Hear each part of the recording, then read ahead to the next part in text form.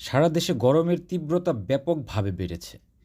এর ফলে দেশজুড়ে হিট অ্যালার্টের সতর্কতা জারি করেছে আবহাওয়া অধিদপ্তর।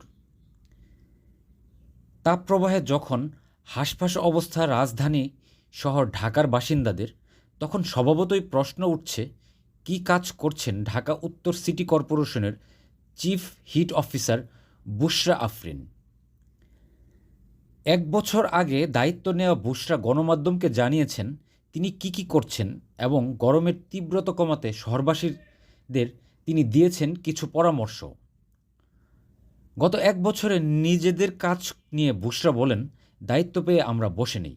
পরিস্থিতি মোকাবেলায় কী পদক্ষেপ নেওয়া যায় যত দ্রুত সম্ভব আমরা তা নিয়েছি। নগরবাসীর সচেতনতা বাড়াতে হিট অ্যাওয়ারনেস ক্যাম্পেইন চলছে। নগরে গাছ লাগানোর পাশাপাশি তার পরিচর্যা নিশ্চিত করার বিষয়টিও আমরা দেখছি।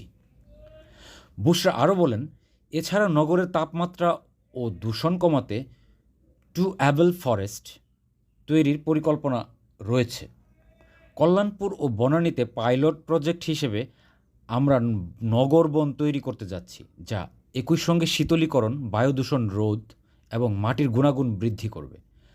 আবহাওয়া অধিদপ্তর সহ আরও কিছু সরকারি বেসরকারি প্রতিষ্ঠান ও এনজিওর সঙ্গে আমরা যুক্ত হয়ে বেশ কিছু কার্যক্রম চালু করতে যাচ্ছি। Orbit news desk, Dhaka.